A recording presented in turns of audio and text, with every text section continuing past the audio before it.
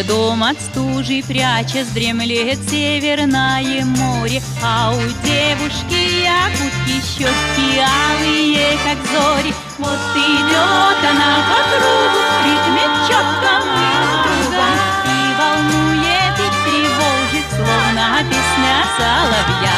В эти белые края вновь и вновь приеду я, чтоб увидеть, как танцует якутяночка моя.